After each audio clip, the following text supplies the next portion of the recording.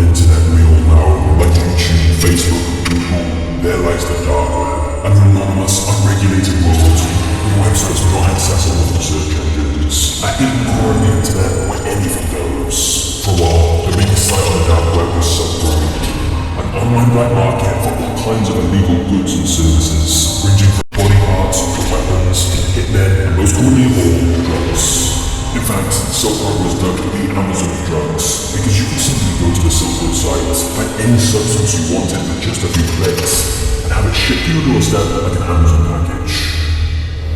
But what's perhaps most surprising of all about this is who is behind this illegal empire. Meet Ross Holbrook, our story's surprising protagonist. Ross grew up in a loving family in Texas. He was a Boy Scout as a kid, studied physics at university, and was thought of as a very sweet guy by all his friends and family. So imagine their shock when they realized Ross was the criminal mastermind behind the largest online drug empire in history, responsible for over $1.2 billion worth of sales of illegal goods and services. Not just that, but this sweet kid reportedly paid hitmen to kill his enemies. Or did he?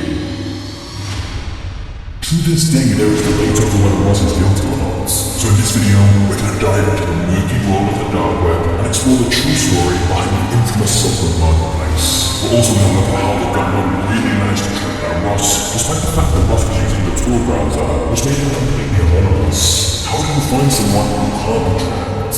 This is a true story filled with mysteries, twists, and even a couple of corrupt government agents. Welcome to the fascinating story of the Silk Road Empire.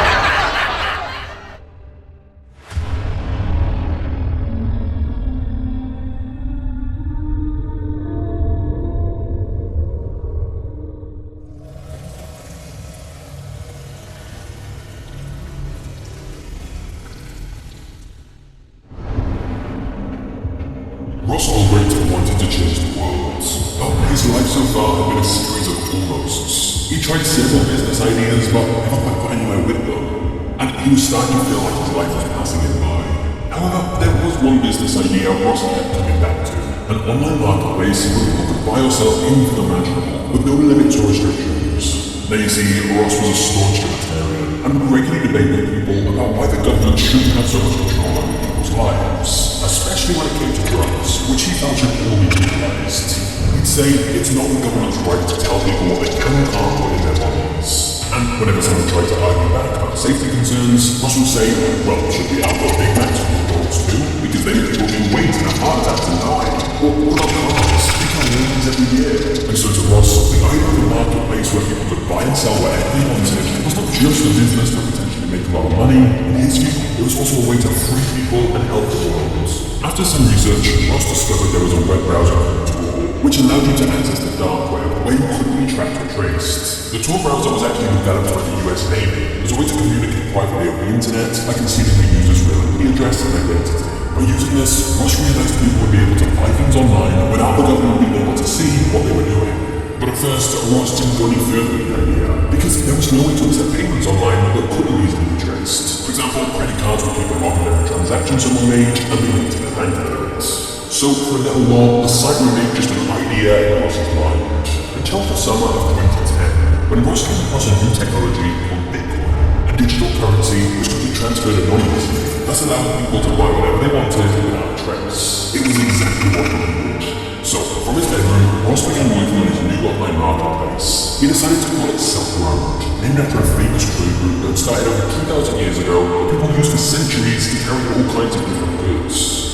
Understandably, Ross was very wary of anyone knowing about the site he was building, which unfortunately meant he had to build it all by himself. The only person he told at first was his girlfriend Julia. Now, his girlfriend was a little concerned, but Ross reassured her that thanks to the Tor web browser and Bitcoin, he would all be completely anonymous, so nothing could be traced back to him. As for making the site itself, it was slow work to figure everything out, as building an entire online marketplace by himself was a massive job. But Ross was controlling it, and he worked very hard to make it a reality. Sat at his laptop coding all day and most of the night. He would just occasionally take a break to watch one of his favorite shows, Breaking Bad, the story of a normal guy who becomes a drug dealer. However, as Ross was finally nearing completion of the Silk Road site, he realized he had a problem. He needed some product to actually sell it in the marketplace. There was no use building the platform if when people first came, there was nothing to buy. So Ross rented out a building in the middle of nowhere and began running his own marketplace.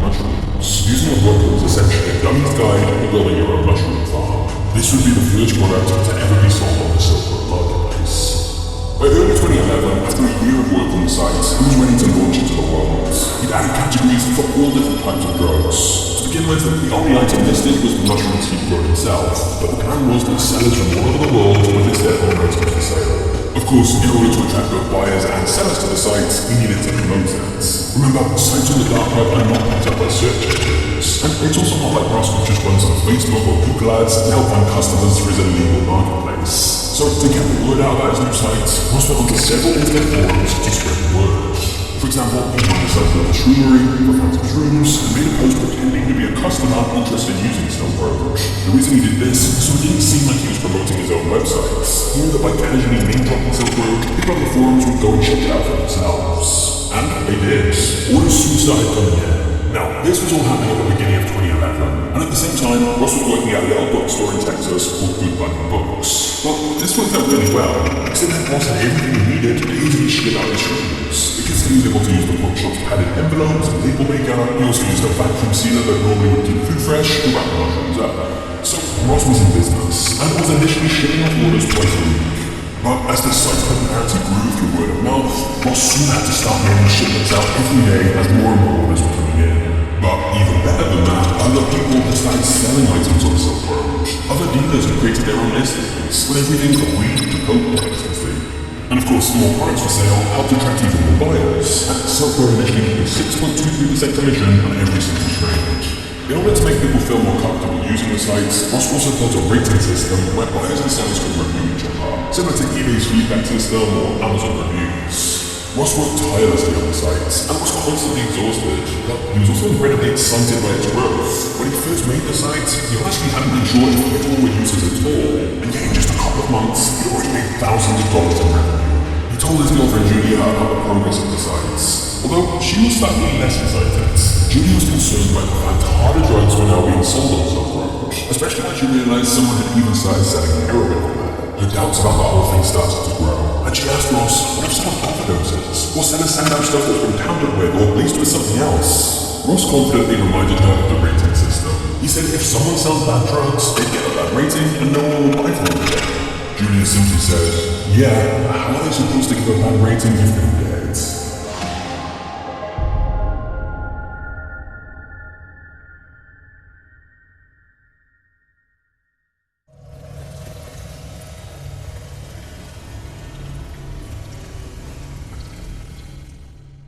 While Silk Road had been growing fairly quickly through word of mouth, Ross started to get crazy once Gordon wrote an article about the sites. Right after that article went live, many other news sites started writing about Silk Road as well, describing it as an underground website that lets you buy any drug imaginable. Even big TV news networks like ABC and NBC began talking about the sites, thus bringing it even more attention. Thousands of drugs came through the black website called Silk Road. Of course, not all that attention was good. Multiple different government agencies were now watching the sites and beginning to investigate who was running it. But because of the use of Tor, they knew tracking whoever was behind it would be extremely difficult. Meanwhile, Ross started working on Silk Road full time. He had no choice really. It was going so much quicker than he ever expected. The site now had hundreds of sellers and thousands of buyers. And once Ross had sold all the mushrooms he'd grown, he was now making commissions on every sale on the site. As more money rolled in, it was exhilarating. But one morning he opened his laptop and noticed something now listed guns on there. Ross tried to rationalize that it was Americans' constitutional right to have a gun, so this wasn't a problem. However, once again, his girlfriend Julia saw it differently. Ross, you have to stop this, she pleaded. Think about why someone would need to buy a gun anonymously. Ross and Julia argued about this, and Julia went off to her friend Erica's house to vent. Julia had become increasingly paranoid about everything Ross was doing, and so she confided in her friend Erica about Ross running Silk Road. She made Erica promise that she would never say a word about it to anyone, and for a while, it seemed like she kept that promise. However, one morning Ross logged onto Facebook and saw a public post on his wall from Julia's best friend Erica saying, I'm sure the authorities would like to know about Ross Ulbricht's drug websites. Immediately, panic filled his body, and he broke down in tears. A wave of emotions rushed over him. Firstly, he was angry Julia had told someone else that he was running the sites. Secondly, he felt heartbroken that she would betray his trust like that. But mostly, the strongest emotion he felt was fear. He immediately deleted Erica's post on his Facebook wall and phoned her in tears, begging her never to mention it to anyone again. As for why Erica made the post calling out Ross in the first place, it had all started when Erica had a bad trip from a substance she bought off South Road. And when she got back from the hospital, she got into a fight with both Junior and Ross, which had ended with Ross telling Erica to leave. Erica, in an intoxicated state, had then posted on Facebook as revenge. Luckily for Ross, he'd seen the post quickly enough, meaning the post was deleted before hardly anyone saw it. And it was only their Facebook friends who would have been able to see it anyway. He probably assumed it was just a joke. So the crisis seemed to have been averted for now, but this incident made Ross extremely anxious. Julia and Ross's relationship also ended, as Julia refused to let Ross keep running the site from their apartments. She issued him with an ultimatum that he had to close the site down or leave. He chose to leave. In fact, after the Erica incident, Ross decided he needed to temporarily leave the country, just as a precaution, and so he went traveling. Ross went to Bondi Beach in Australia to relax. He went to Vietnam to celebrate the Lunar New Year. He even backpacked from Asia, hopping from different islands and staying in youth hostels. Of course, the travelers he met along the way had absolutely no clue Ross was running the biggest illegal site in the world, and that he was now worth millions of dollars in Bitcoin. Life was good for Ross. The only downside of traveling was that Ross often had to rely on internet cafes to access Wi-Fi so he could run the sites, and he was understandably anxious about people seeing his screen and realizing what he was doing. Thus, he always had to pick a spot in the corner of the internet cafes. And he also programmed his laptop so that by pressing a certain key, he could immediately turn his screen black, just in case it felt like anyone was looking at what he was doing. The thought of getting caught was especially terrifying because he was technically a wanted man all around the world, since Silk Road was a global site. And the thought of ending up in a prison in Southeast Asia, people have been known to get hanged for selling drugs, was particularly scary. The site's rapid growth also presented other problems. It turns out that Ross trying to build an entire marketplace by himself, it meant the code was filled with bugs. One particularly bad coding mistake meant that briefly when someone purchased something on Silk Road, Ross lost money on the transaction instead of gaining money. Ross had no choice but to temporarily block new signups on Silk Road whilst he desperately tried to fix the issue. Ross was now working around the clock on the site, trying to manage all these new issues that kept popping up, like attacks from hackers who demanded ransoms in Bitcoin, complaints from customers, and packages that had been seized in the mail. As word about the site continued to grow, Ross realized that just like any other growing business, he needed employees to help him. So he started recruiting internally by hiring active users of Silk Road to help him manage everything. Soon he had 10 employees, some rewriting his shoddy code, some moderating the Silk Road forums, and others dealing with support issues and disputes. Whilst Ross was technically paying his staff, most of them viewed it as more than a job, because they all had similar political views, and together they felt they were building something big here, and that Silk Road was going to change the world. Meanwhile, many other product categories also started popping up on the sites. For example, some sellers started offering spy software, which was to hack into people's webcams. You could also buy passports and liquid IDs, with counterfeit cash that looked just like the real thing. And in one case, someone had even listed a rocket launcher for sale, and another was trying to sell spy language, a well-known poison. Then one day Ross woke up to a message from one of his moderators saying, should we let people sell kidneys? Turns out one user on Silk Road wanted to sell various human body parts. The seller added that they'd all been acquired consensually. Ross was obviously a little concerned. This wasn't quite what he'd envisioned when he initially started the sites, but the way he saw it, Silk Road was merely a platform. Just like Facebook or eBay, it was the users who chose how to use it. It was against his philosophy to tell individuals what they could or couldn't buy and sell. He wanted a free market, so he didn't interfere, and as a result, a wide variety of legal products for sale on Silk Road continued to grow, which continued to attract even more attention to the sites. What's interesting though, is Silk Road actually became a bit of a community. Many viewed it not just as a marketplace, but a movement. On the community forum, Ross even introduced a Silk Road movie nights, where once a week, many Silk Road users would all start watching the same movie at the same time. Ross's first film choice for this movie night was V for Vendetta, and the movie's anti-government theme was definitely popular with the Silk Road community. Silk Road also started running some competitions to help gain new users, where people could win various illegal substances. However, there was one incident where the competition winner ended up disappearing right after winning, and some presumed he'd overdosed on the prize. Ross joked that perhaps a better competition prize would have been rehab.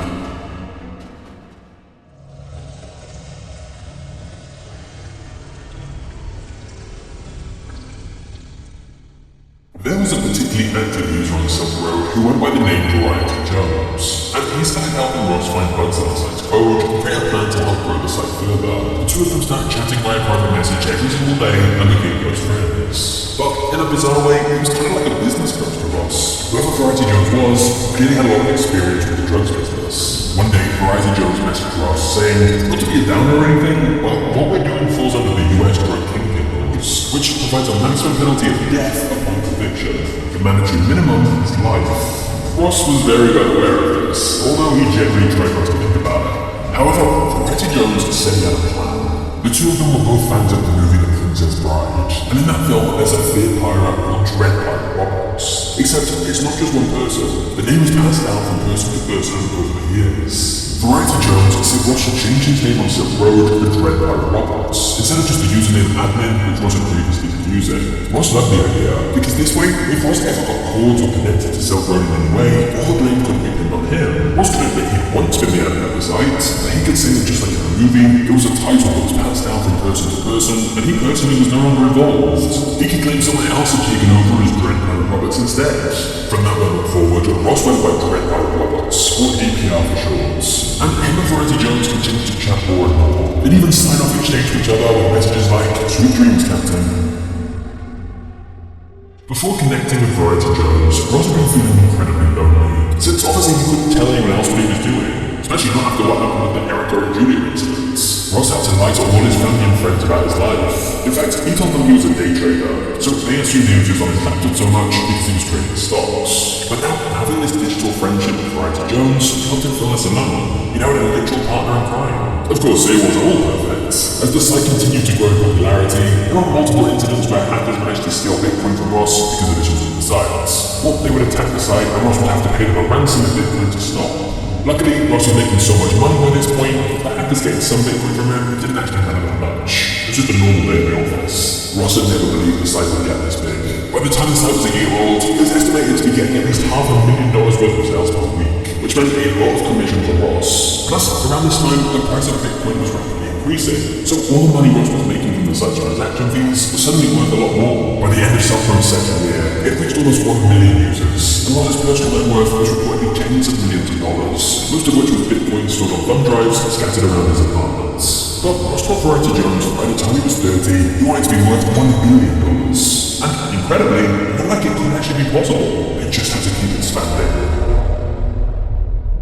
Within 2 years of launching, Silk Road was at nearly 1 million users. By its peak, if Silk Road was a normal company, it would be called a unicorn. The label given to businesses valued at over $1 billion. It's unbelievable, really. A guy in his 20s running the world's largest illegal empire from his laptop. Ross had a slightly surreal moment whilst visiting the country of Dominica, where he realized Silk Road was worth more than the entire country's GDP. But occasionally, Ross would get a brutal reminder that the empire he was building did have some very real-life consequences, like when he saw this in the news.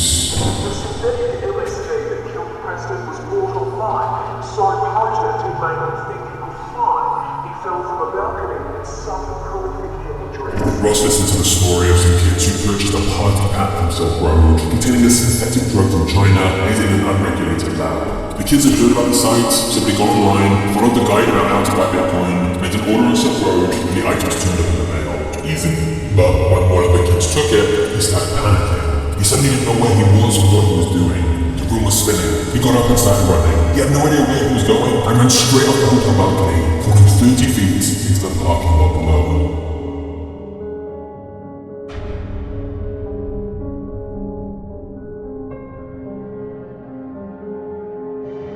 I'll just have to do the conversation before you turn down the green.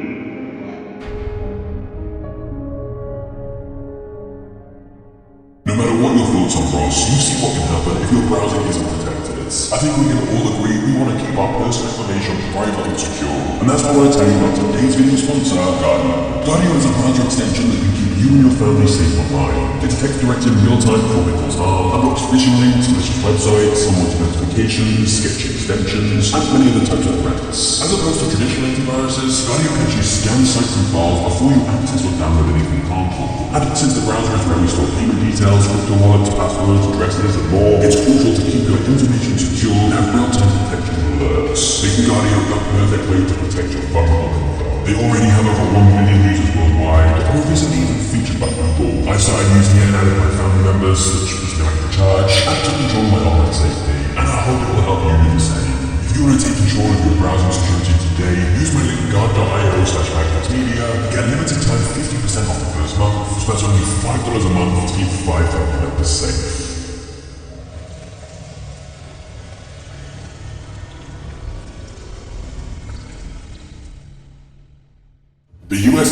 devoting more and more resources to the search for Dread Pirate robots. But considering multiple different government agencies were working on the case of Silk Road, like the FBI and the DEA, it might surprise you that the biggest breakthrough of all came from an IRS agent making a simple Google search. Gary Alford was a tax inspector who'd been assigned to the Silk Road case to try and track some of the money being laundered. However, he had pretty much no knowledge of Bitcoin, Tor, or anything else to do with Silk Road. What Gary did have in his favour was that he was very detail-oriented, and he read everything 3 times to make sure he never missed anything. Gary also liked to think outside the box. His favourite ever criminal case was how they caught the serial killer Sam, who went on a killing spree in New York in the 70s. For a while, no matter how many detectives they got on the case, nobody could figure out who the killer was. But then one day, an officer decided to take a different approach and look for cars in the nearby area that had received parking tickets around the same time as the murders. The logic being that the murderer would hardly be concerned about running back to top up the parking meter whilst in the middle of killing someone. They found a pattern where the same car had received parking tickets on the night of the murders and always located fairly close to the scene of the crime. They then traced the owner of the car, and that led them straight to the murderer who had confessed. Gary liked this case because it proved you could outperform more experienced people by looking at the problem differently. And Gary was convinced the founder of Silk Road must have left a similarly small mistake behind, the digital equivalent of a parking ticket. Gary started his search by asking, what's the earliest post about Silk Road on the internet? Since he figured whoever started the site would have had to drum up interest in the first place. So Gary went to Google, typed the Silk Road web address into the search box, and using advanced search, he filtered by date, looking for results only from early 2011, which is when the Silk Road was rumored to have started. Only a few search results came up, and one of them was a post from a user called Altoid on a forum called Shroomery. The post sounded more like a user, not the creator of the site, but it was the first record online of someone mentioning Silk Road. So Gary searched for other posts by a user called Altoid from around the same date, and stumbled across a post on another forum called Bitcoin Talk, where someone with the same Altoid username had posted, has anyone seen Silk Road yet? It's kind of like an anonymous Amazon.com. Gary thought it was interesting that the first mentions of Silk Road online were both coming from this same username, and this person had been promoting Silk Road on multiple different forums right around the time that Silk Road launched. So Gary looked through Altoid's post history on the forum, and a few months after Silk Road started, Altoid had made another post saying IT pro needed for a Bitcoin startup. It was a job ad for a Bitcoin-related project, but inside the post read, if interested, please send your answers to the following questions to rossalbrecht@gmail.com. Now, when Gary told his colleagues about his findings, they dismissed them. They said just because this user was the first one to publicly post about Silk Road didn't mean he was the creator, which is true. They certainly needed more evidence to prove it. But the more Gary looked into this Ross Ulbricht's character, the more convinced he became that this was the guy behind Silk Road. First, by searching the name Ross Ulbricht, Gary found Ross's YouTube channel, containing videos about libertarianism, along with a safe video about how to get away with stealing.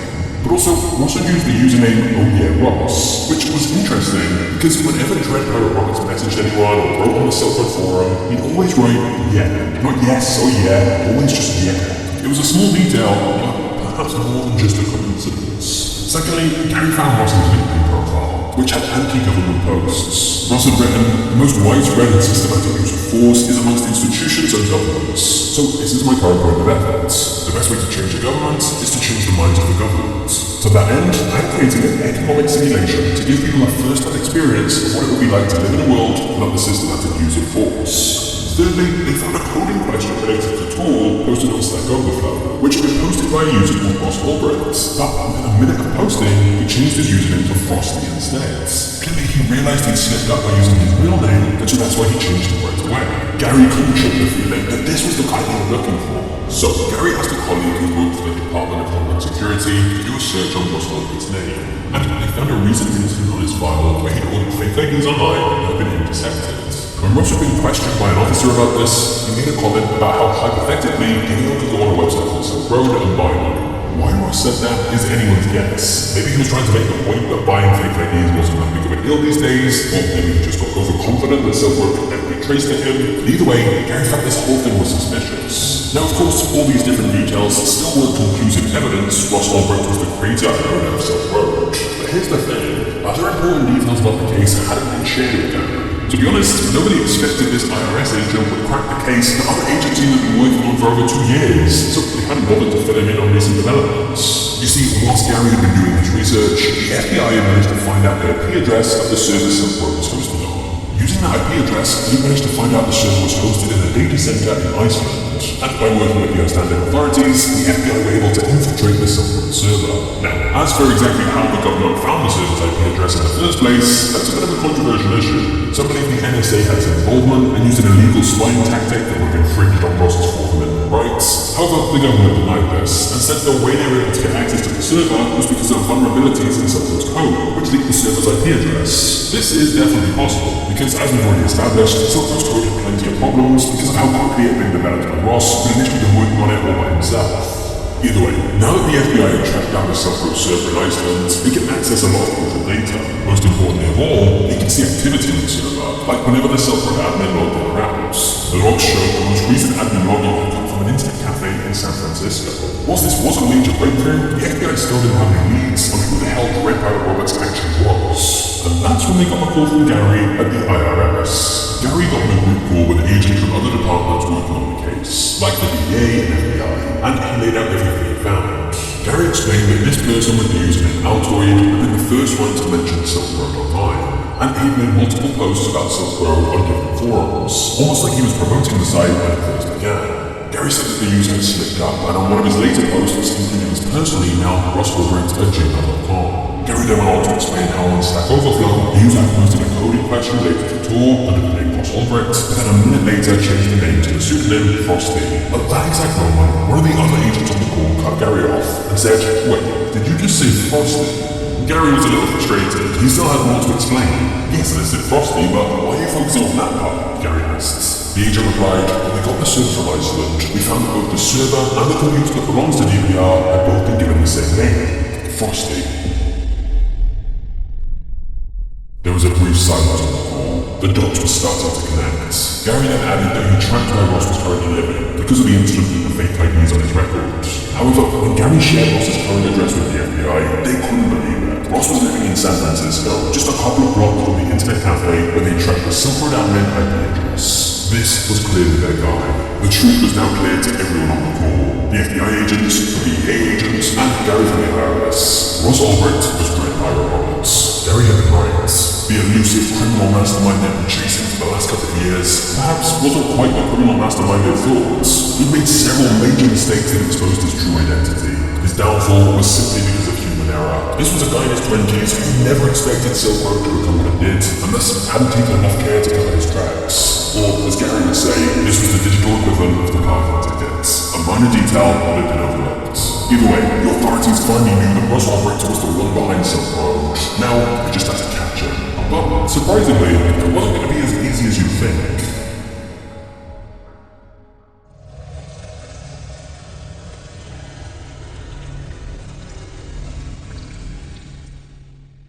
The FBI assigned a team of undercover agents to track Ross and watch his every move. Because they had access to the Silk Road server logs now, they could literally see when the Silk Road admin moved in or out, and it always coincided with when Ross opened or closed his laptop. It was undeniable he was their guy, so why weren't they rushing in immediately to arrest him? Well, you see, they needed to catch him with his laptop open. That laptop contained all kinds of valuable data that would not only help in prosecuting Ross, but also in tracking down other people who worked on Silk Road or big dealers on the sites. But if a team of agents just suddenly swarmed in to arrest Ross, he would likely have time to close his laptop lid, which would block it. I mean, all the data was encrypted and near impossible to break into.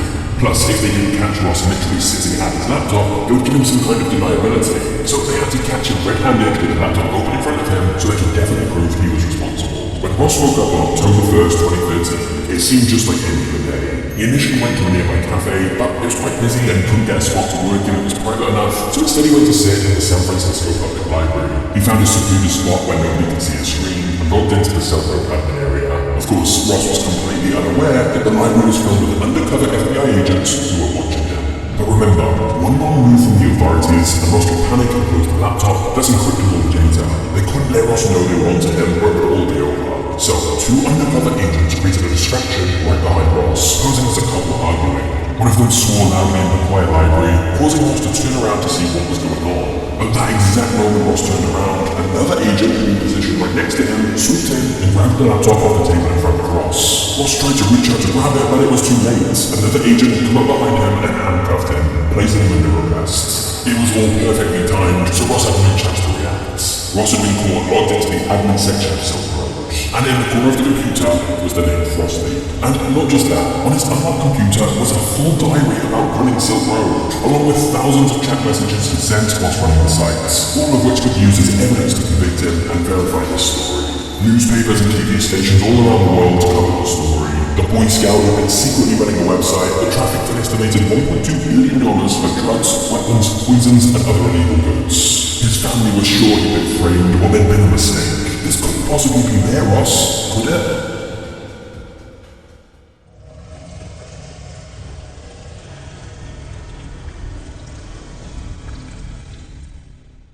Sometimes when I'm researching these business stories, they feel more like the plot of a Hollywood movie than real life. But they do say that the truth is often stranger than fiction. And this next part is absolutely ridiculous. So after the authorities got hold of Ross's open laptop, they could see everything, including all his chat histories. But this led the FBI to realize there was a government agent who'd been working on the Silk Road case who'd been privately messaging Ross and accepting secret payment from him in exchange for information about the case. This corrupt agent was Carl Force, and he obviously thought because the messages were encrypted and the thing was in Bitcoin, he would never get caught. But now the government had Ross's chat histories and records of the Bitcoin transactions. It had all started when Carl initially posed as a big-time drug smuggler on the Silk Road forums. Under the username Nom, he began messaging Ross, or as he knew him back then, Grandpa Roberts, and started to build a relationship with him. Once Carl developed some trust with Ross, he told him that he knew of a mole within the EPA, and started selling information about the Silk Road case to Ross. Of course, Carl himself was the mole. He was taking payment from Ross in exchange for information about the case. Over the course of several months, Carl received over $750,000 in Bitcoin in exchange for sending information to Ross about the Silk Road case. But things get much crazier. You see, one of the employees Ross had hired to help him with Silk Road was a guy called Curtis Green, who had become a site moderator. But one day when Curtis got a large shipment of coke sent to his house, he was caught by the Baltimore Task Force and got arrested. Ross was obviously confused why his moderator suddenly stopped lying to him, because at first he had no idea Curtis had been arrested. And then he noticed Curtis had stolen $350,000 from Silk Road, because as a moderator, Curtis had access to some of the site's funds that were being held in escrow. Now, Ross obviously assumed that Curtis had betrayed him, but he'd stolen money from the site and then vanished. But in yet another twist, it wasn't Curtis who stole money from the site. It was another corrupt agent on the Baltimore Task Force called Sean Bridges. After arresting Curtis Green, Sean had logged into Curtis's Silk Road account that had moderator privileges and started transferring some of the Silk Road Bitcoins to his own personal account. So this government agent was basically siphoning money off Silk Road to his own personal Bitcoin wallet whilst logged in with Curtis's moderator account.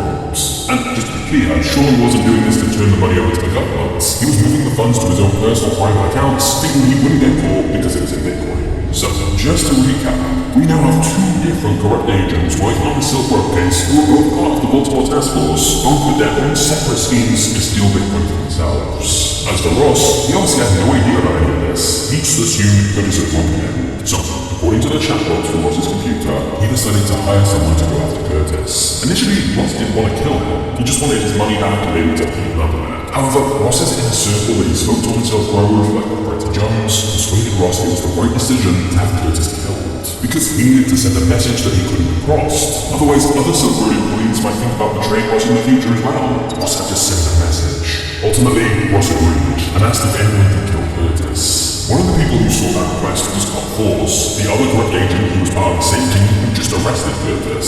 Sensing an opportunity to make yet more money for himself, Carl replied using his not username and said he knew some pros who could get the job done. He said they needed $40K up front and $40K after the execution was complete. So, Ross sent the first half of the payment. Carl then got Curtis, who he had under arrest, and staged his death. He took a photo of what looked like Curtis' dead body, except Curtis wasn't dead. It was just a staged photo. But Ross didn't know that. He assumed the hit had been carried out successfully and paid the rest of the money to Carl. Ross did write back that he was a little disturbed by the photo, and explained I'm new to this kind of thing. It was clear he was quite distressed about issuing a hit with someone. But as far as Ross knew, Curtis had stolen hundreds of thousands of dollars from him, so he rationalized that having him killed was necessary. In reality, of course, Curtis was alive, and it was the corrupt agent Sean who stole the money from Curtis' moderator account. And the other corrupt agent Carl who'd faked Curtis' death in order to make even more money from a supposed hit job. Shortly after this, Ross would end up ordering hits on 5 other people who crossed him, including a hacker who was trying to extort money from him. As far as Ross was concerned, he now had the power to pay to get anyone killed if he needed to. In the diary of Ross's computer, he wrote, "Send payment to Angels for hits on Tony 76 and his 3 associates," which was then followed by It seemed like ordering a hit on someone had now just become a fairly normal part of the job to us. But again, just like the deputy ordered on Curtis, none of these murders Ross paid for ever took place. No bodies were ever found. It seems Ross was simply getting scammed by other people, claiming to be hitmen, and nobody had actually killed. Which was lucky for Ross, because when he eventually got caught in the library and all these messages he'd sent were discovered, the murder for hire charges against him were dropped. Because even though they had evidence in his chat logs that he paid for those hits, and that he believed the orders had been carried out, it was all an elaborate scam, and he couldn't be convicted of murder when nobody had been murdered. Now, for legal reasons, I should stress that Ross's family still maintains that someone planted those messages on his computer and that Ross never wrote them himself. As for Carl and Sean, the two front agents, both were sentenced to around 6 years in prison each. It's seriously crazy that two separate government agents working on the same case both tried to steal so much money and secretly transfer it to their own Bitcoin wallets. And if Ross hadn't been caught, they likely wouldn't have been caught either. But of course, Ross was caught. And now it's time to look at the final and most crucial part of all of this. What actually happened to Ross? Okay, it's time for a very quick break while I ask you a favor. If you're enjoying this video so far, please turn on the notification bell for Magnets Media. I'm posting mini movies about business, money, marketing, and more, but just subscribing doesn't always mean you'll see them. So please consider turning on notifications, and I'll love you forever.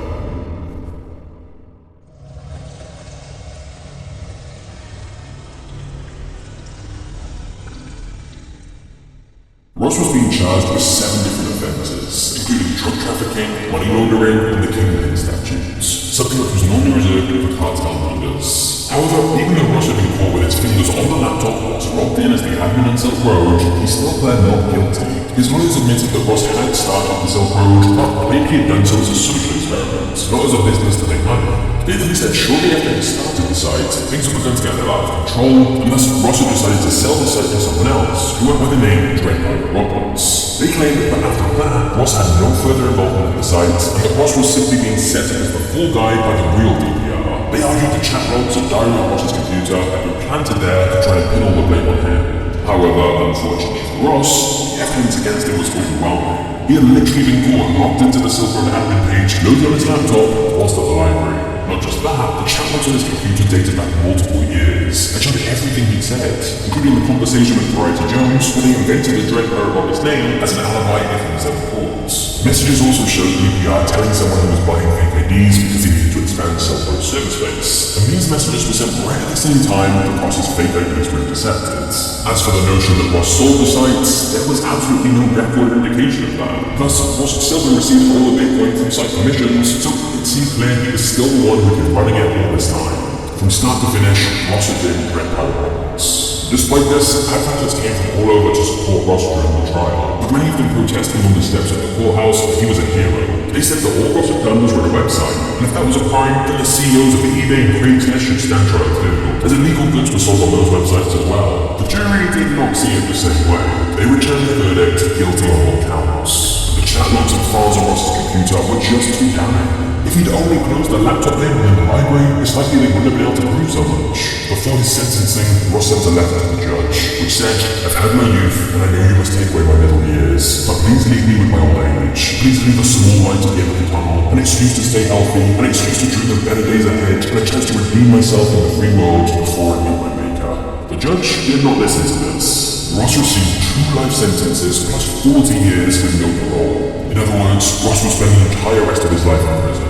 Some felt this was overly harsh, but it seemed the judge wanted to make an example of him to try and deter other people from setting up similar marketplaces in the future. The judge also explained her decision by saying that she disagreed with Ross's philosophy that drug use only affects those who take the drugs. She said there were many other people who were hurt because of the dangerous substances sold on Silk Road. People die and lose loved ones, families get ripped apart, junkies are created, and in many instances, addicts lose their ability to care for their children, and a generation can grow up neglected and orphaned. In other words, Silk Road caused irreparable harm to many people. The judge also pointed out that whilst no bodies had been found, Ross had commissioned 5 murders which he paid for, and he fully believed they'd taken place. Ultimately, the evidence against Ross seemed conclusive, and thus Ross was sentenced to life in jail. Of course, there's 2 sides to this. On the one hand, there have been studies that show people were much less likely to be physically harmed buying these substances online compared to on the streets. And Ross tried to argue Silk Road actually made the experience much safer, especially with the review system on the sites. If these people were gonna buy illegal goods anyway, Silk Road was probably a much safer way to do it. Ross was also technically a first-time offender, and this was a non-violent charge, and so the life sentencing did seem unusually extreme. Because yes, Ross built the Silk Road platform, but aside from the initial shrooms he grew, he wasn't selling any drugs himself. He was a web admin, and you could argue that drug trades happen all the time on platforms like Facebook and Snapchat, but that doesn't mean the platform creators to blame. On the other hand, there is clearly a big difference between Silk Road and those other sites. Those other sites don't allow illegal sales, whereas Silk Road actively encouraged it and made it possible. Plus, in 2015, a study from the Centers for Disease Control and Prevention said that for the first time in recent history, more people have died from opioid-related overdoses in America than from gun deaths. They found one of the main reasons for the rise in deaths was due to the ease in which people could now gain access to these substances. The growth in substance abuse coinciding with the growth in popularity of Silk Road. In other words, people got access to items they likely wouldn't have been able to access without Silk Road, and in multiple cases, that led to people dying. Silk Road made it easy for people of all ages to access unsafe substances and illegal goods across a neighborhood. In fact, he personally approved the sale of countless extremely dangerous items. However, no matter what side of the debate you fall on, you have to recognize it's not fully black and white. What does seem clear is that Ross was the creator and operator of Silk Road, and that from February 6, 2011 to July 23, 2013, it's estimated well over 1.2 million unique transactions happened on the site, and 9,519,664 Bitcoin was generated in sales. Of that, 614,305 Bitcoin was taken by Silk Road as commission. Some of that money was reinvested back into site growth, staff, and maintenance, and some of it Ross took for himself. Back in 2013, when Ross was caught, that money was worth hundreds of millions of dollars. As of today, it would be worth tens of billions of dollars. It's ironic, really, that Ross was a big fan of the show Breaking Bad, as this clearly parallels with his own story. A seemingly total normal guy who descends into becoming a drug kingpin, gradually getting more extreme along the way, like ordering a hit to get someone killed. And likewise, both started out with a more noble objective. For Walt, it was to pay his medical bills, for Ross it was to give people freedom, but both seemed to end up liking the power and wealth they gained a little too much, and they got carried away and pushed things too far, until finally, it all caught up with them.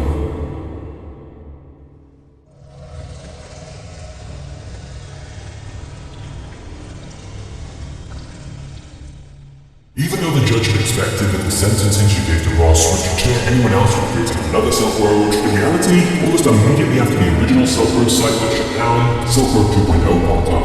Arguably, all the attention of the Silk Road case just got more people interested in the idea. However, sequels are rarely better than the original, and indeed the multiple Silk Road sequels haven't quite gained the same notoriety as Ross's original sites. Silk Road 2 lasted exactly 1 year, before federal agents found the server hosting Silk Road 2 in the country and realized that the server was registered to the email address blake@bentel.net. Turns out, the guy called Blake Bentel, who was allegedly operating the site, used his own personal email account with his full name in to set up the server for Silk Road 2. So just like Ross's use of his personal email address led the FBI to him, the same happened with Blake. I'm still not sure why you would possibly use your real personal email address for that. Anyway, once again there was some controversy around how the authorities were able to locate the server in the first place.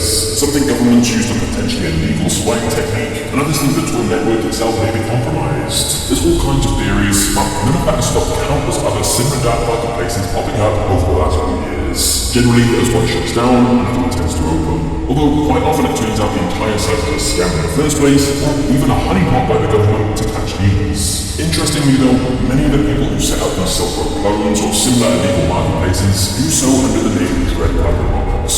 So in a way, Ross's vision of a free market that would live on and be passed down from person to person kind of happened. Although, since Ross is facing the rest of his life in prison, I doubt that's much consolation. Now, if you found this story of Silk Road interesting, I think you're really going to enjoy this video I made about Mark Zuckerberg's enemy, the Bitcoin billionaires. This video looks at the rise of Bitcoin, including its ties to Silk Road, and you can click here right now to watch the insane full story for yourself. Finally, I just want to say thank you for watching this video to the end. You are a legend, and I'll see you in the next one. Cheers.